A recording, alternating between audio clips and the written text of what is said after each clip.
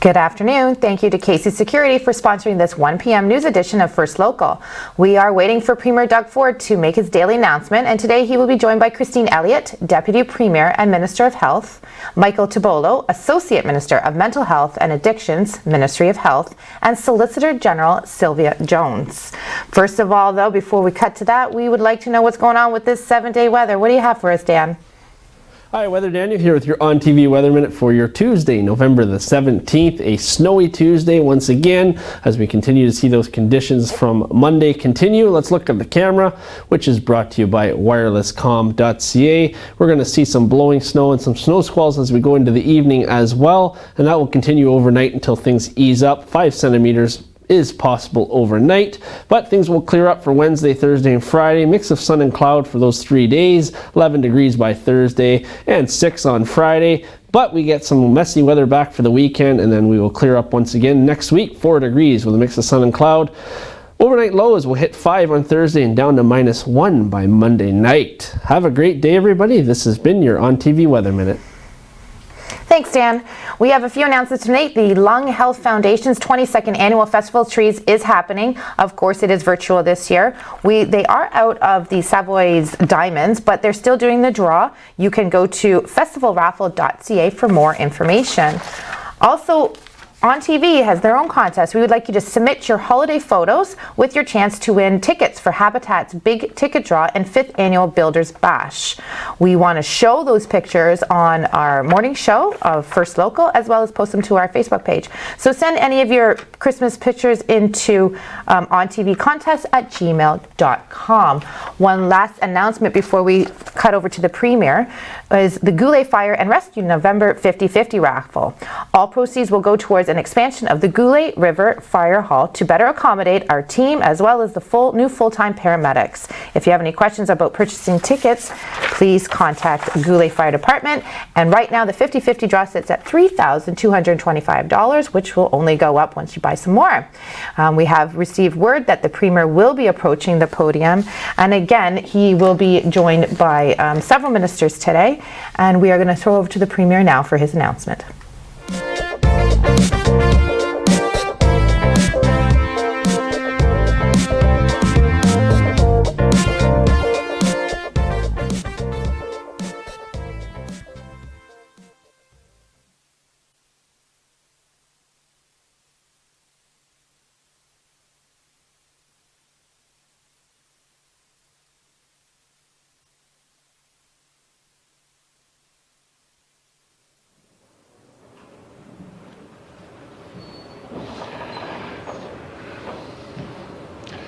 Well, good afternoon. My friends, I've spoken before about how the crisis has taken a toll. It has taken a toll not only on physical health, but mental health as well. People are really struggling out there, and we have to be there for them. Our first responders, including our police, have done an incredible job these past few months, and I have to thank them for everything they do, and our mental health workers as well. But when you get that 911 call, you have to be ready for anything. We know there are more mental health emergencies now than ever before. In fact, our police officers respond to tens of thousands of mental health calls every single year, and that number continues to grow. People don't know where else to turn. More situations can go downhill real quickly without the social supports we normally have. It's important that our police receive the training and the support they need to respond to these calls. It's very important they have backup from trained mental health professionals who can help them de-escalate situations and get people the help they need. So today, I'm sending in reinforcements for our police and mental health workers. We're investing $37 million to significantly expand mental health services across the justice system, including hiring additional staff, expanding mobile crisis teams across the province, and supporting tailored programs for First Nations communities. Last year, we invested in additional mobile crisis teams. These are specialized teams that bring together police officers, mental health workers, and other first responders to handle mental health emergencies and assist people with severe mental illness. We're going to deploy more of these teams in 33 communities province-wide, including in northern and Indigenous communities. This is a major step forward for many communities. It means that a patient may not have to tell their story 2 or 3 times or wait in a hospital emergency room to get the one-on-one care they need. It means that a police officer may not need to wait for 5 to 6 hours with them in an emergency room. It means a mental health specialist, rather than a doctor or a nurse or a first responder, stands ready to help that person. This ensures people get the appropriate help they need immediately, and our frontline staff are free to assist others. Minister Tobolo will share more details in a moment, but I want every single person in Ontario to know you're not alone. We're all fighting the same battle right now, and we are fighting it together. We are stronger than this virus because we have each other. If you're feeling depressed, burnt out, or isolated, please reach out. You don't have to dial 911. You can click a button or pick up the phone to talk to someone who cares and who can help you. And for those who want to lend a helping hand, I encourage you to volunteer for one of these organizations. We're all in this together, and we'll get through this together. Thank you, and God bless the people of Ontario. Now I'll hand it over to Minister Tobolo. Thank you, Premier, and good afternoon. As part of Roadmap to Wellness, our plan to build a connected and integrated mental health and addiction system, we're proud to be investing $37 million to significantly expand access to mental health services across Ontario's justice system. These services will support the challenging work being done by the many brave women and men of Ontario's law enforcement services every single day. It will also lead to better supports for individuals living with mental health and addictions challenges and assist Ontario's frontline heroes in handling mental health cases.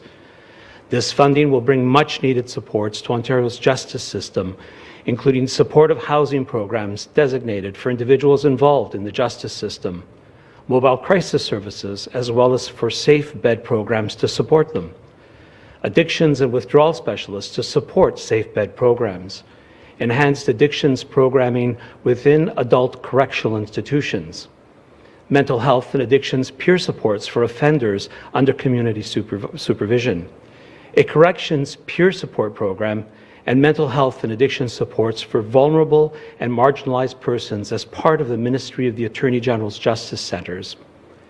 No matter where you live in the province of Ontario, we have made it our mission to help protect the hardworking women and men on the front lines and ensure they have access to the support they need, especially during these difficult times.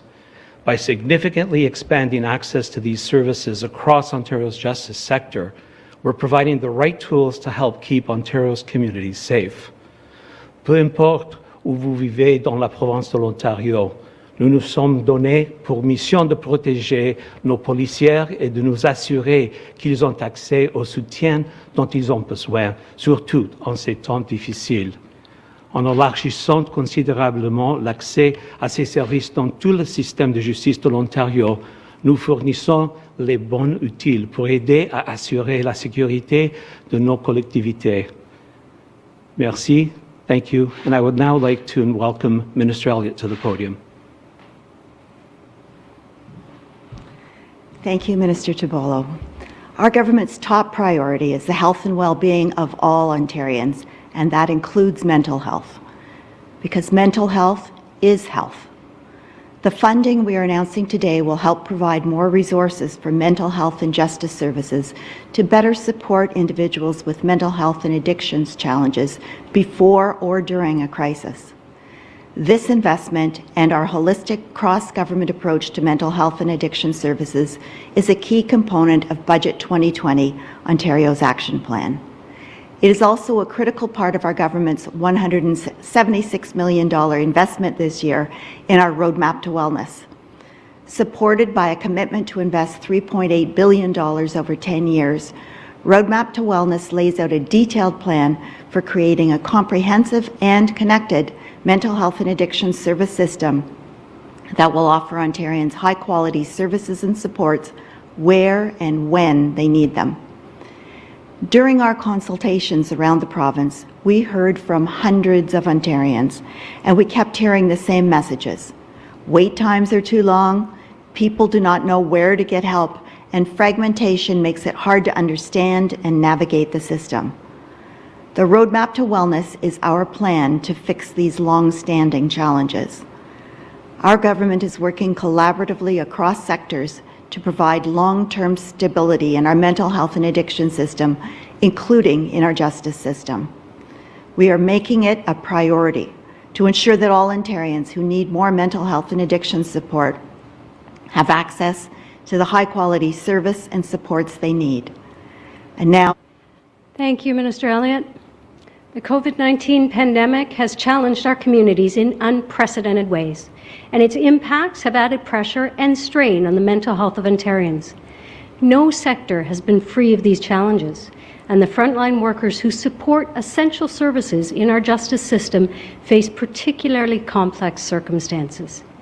In the community, police officers are often called to respond to situations involving individuals in crisis. We know these situations can often be better addressed by a support system that includes a mental health worker. That is why our investment supports the implementation of mobile crises teams, which assist police in de-escalating high-pressure situations and connect individuals with the mental health services they need. Police officers are always there to protect our communities, and we will continue to ensure they can draw on the resources they need.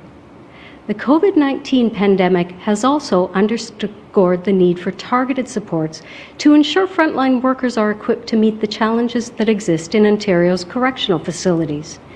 This investment includes funding for mental health programming specific to the needs of corrections staff and their environment by offering peer-led support. In addition to supporting our frontline workers, these programs help to reduce the stigma surrounding mental illness. Most Ontarians will never witness the vital work that corrections staff accomplish each and every day, and yet we do not take their contributions for granted, which is why we are continuing to commit to supporting corrections staff.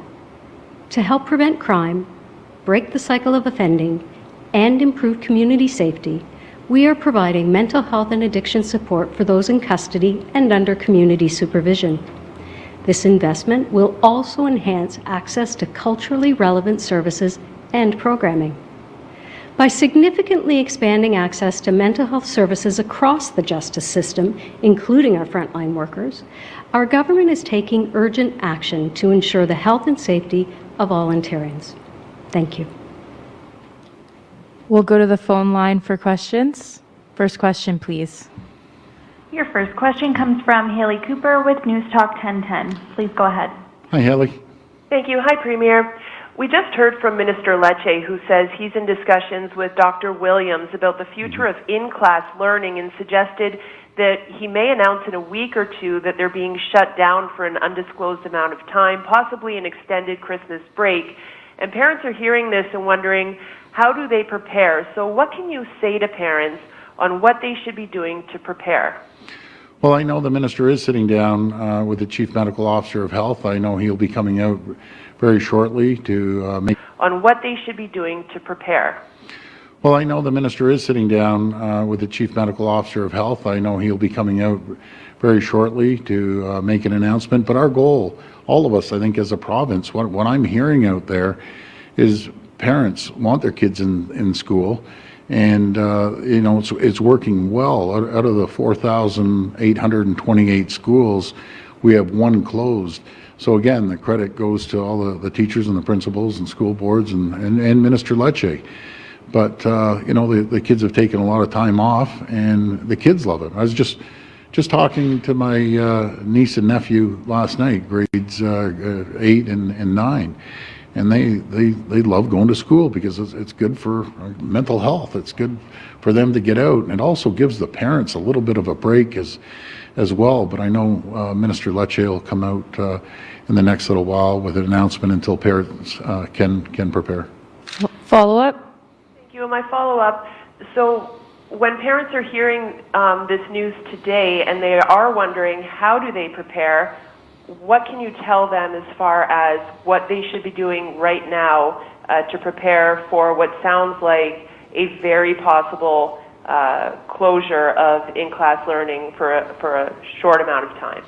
Well, let's not confirm that until the minister sits down with the chief medical officer. Then he'll be able to come out. So I just don't want to jump the gun here and say, you know, be prepared. It may not happen. So let's wait for the minister to come out. Next question. Your next question comes from Randy Rath with CHCH TV. Please go ahead. Hi, Randy. Hi, Premier. We're doing a story today on restaurateurs and some councillors in the Niagara region who think that the 10-person cap for indoor dining is unfair in that larger restaurants can accommodate more people and allow for social distancing. How do you respond to that? Everything with COVID's unfair. I hear them loud and clear. These folks are struggling. They're just trying to get ahead. But after I heard the 6,500 per day potentially, that scares everyone. It scares me. It scares everyone. But we have to do what the chief medical officer's guidelines are saying, and the local public officer of health is saying as well. I'll pass it over to the Minister of Health. Thank you. Well, as always, we have been listening to what the Chief Medical Officer of Health and the Public Health Measures Table are advising, and we're following their recommendations. And there is evidence that there is a direct link, unfortunately, between COVID spread and transmission within restaurants, bars, and other locations. So we do need to take this seriously. It is unfair, but we do need to take this seriously to try and bend this curve, get these numbers much lower than they are now. And we do know that by taking some of these measures early, we can avoid more complete, more protracted lockdowns later on. So while it's difficult to make these decisions now with the situation we have, we need to do this so it doesn't get much worse. Follow up? Okay, and yesterday, Dr. Williams was saying that he's hopeful, or he hopes that all of our regions can be in the green zone by Christmas. That seems pretty much like it's not going to happen. Shouldn't we be preparing people to plan for a smaller Christmas with just their family, their people that live in their own homes, so that they don't make grand plans and then just ignore the health rules? I think so, but Dr. Williams, you know, he's a positive doctor. He's always looking at the glass as half full, and we all have to stay positive. We all have to have hope, because there's hope out there that we will get back to where we were before. But yeah, I'd be very cautious at Christmas, extremely cautious. All of us will have a better idea in the next couple of weeks, 2 or 3 weeks. Randy, you know, he always asks me so many great questions, as you did today.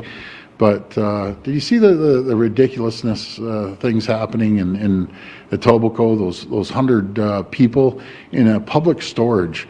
Folks, this is what I'm talking about. This is a new one.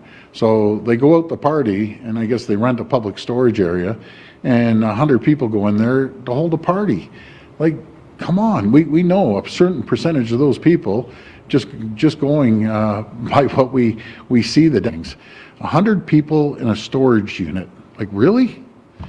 That's all I'll tell you. It's just, nothing ceases to amaze me now with the behavior of some people. It's absolutely ridiculous. So anyways, you usually ask me those good questions, Randy. Next question. Your next question comes from Lorenda Redekop with CBC News. Please go ahead. Hi, Lorenda. How you doing? Premier. Just following up on what Randy was saying there with Dr. Williams' comments from yesterday about Ontario possibly being in the green zone by Christmas. We've heard a lot of criticism of this, kind of putting it more in the category of possibly a Christmas miracle. Like, is this something that you stand behind, and is your government actively working towards this? I haven't had an opportunity to speak to Dr. Williams today, but I'm always sure there's more of a background story to it. But I'm happy that he's positive, and let's pray that that happens. I'm going to pass it to the Minister of Health. Thank you.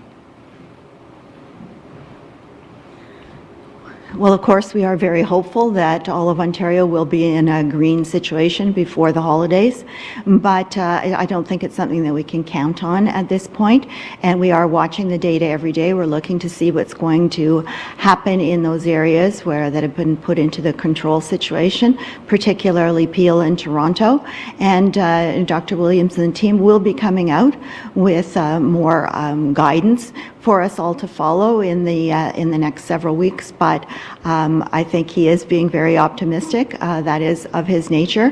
But I think we also have to remember that each and every one of us has a responsibility here and has a role to play by following the public health measures that we've talked about many times. If we want everyone to be in the green zone, we all have to do our part. Follow up? We're seeing recent reports of test positivity rates for various neighborhoods. There's a part of Brampton and also some parts of Toronto that are close to 20%. Yeah. What more is happening in those neighborhoods, and what more will your government do to protect them?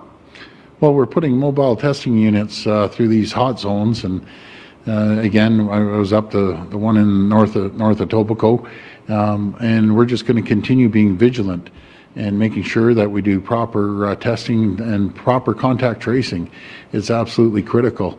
But if you don't mind, I'm going to pass it to the Minister again. Thank you.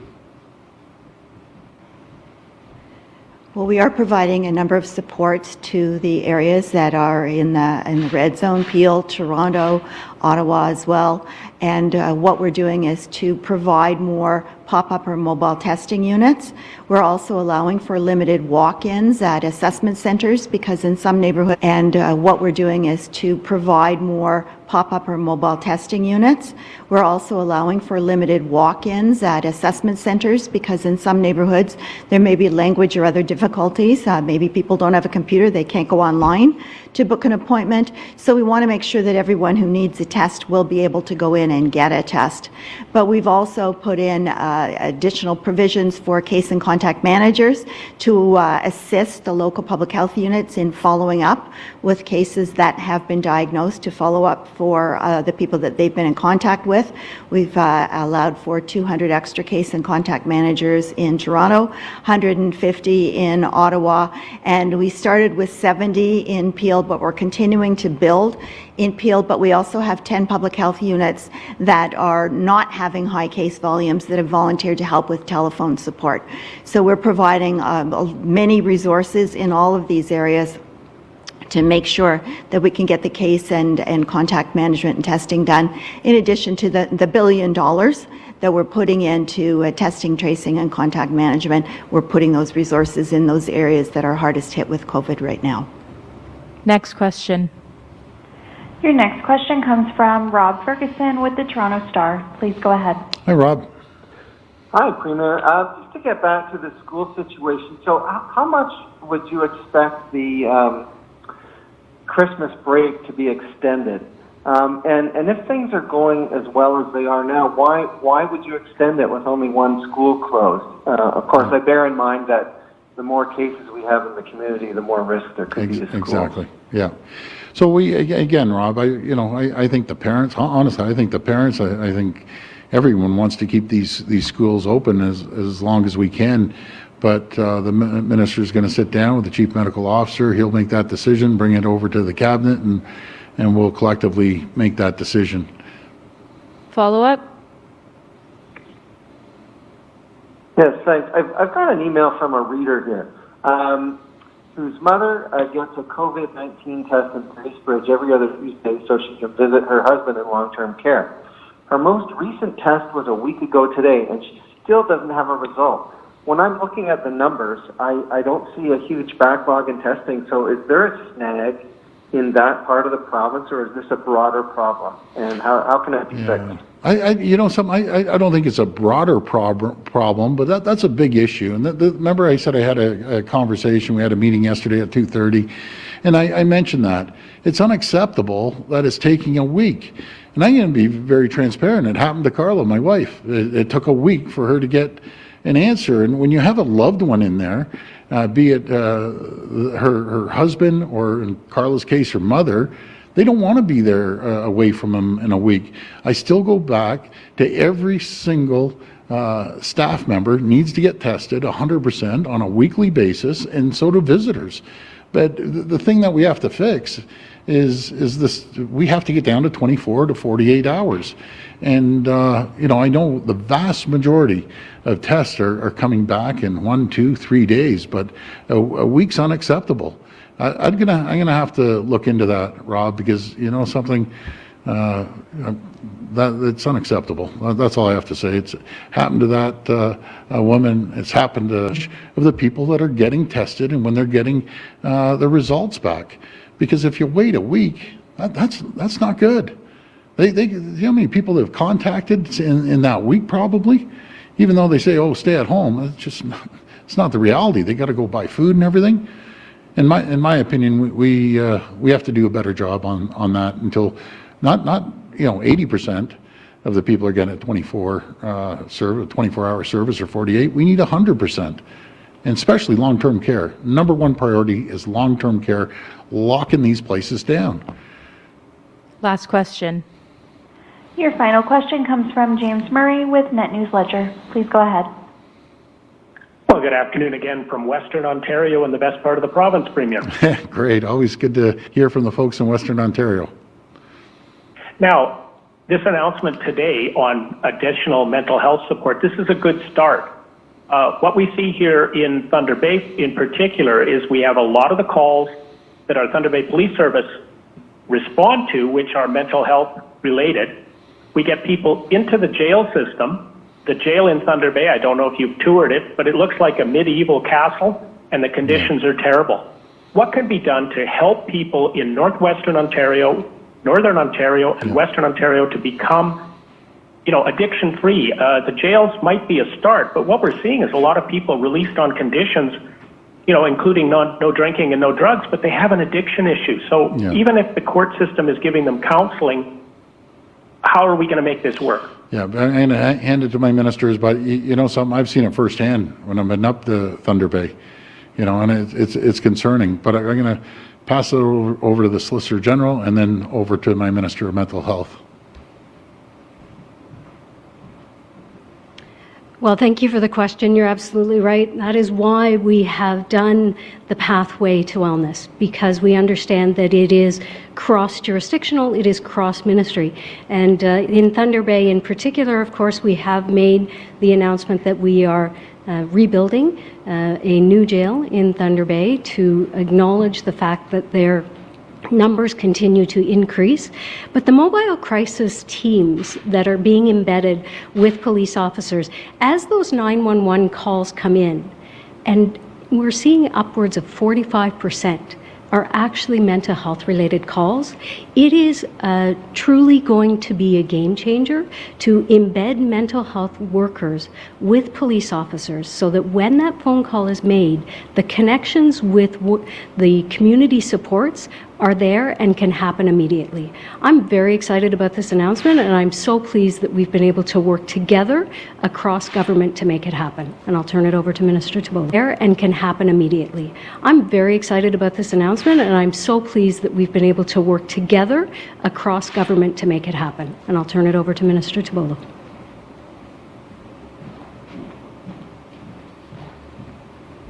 Thank you, Minister. Addictions and mental health is something that the government has taken very seriously here in the province of Ontario. Appointing me the first minister responsible has given me the opportunity to work with my colleagues across ministry and be able to look at the issues, the fundamental underlying issues when it comes to addictions and mental health. I've had the opportunity to tour most of the province, from remote communities to the rural communities, and of course the different communities in the GTA. And one of the things that we understand is that mental health really weaves itself into so many different aspects of who we are and what we do in the province.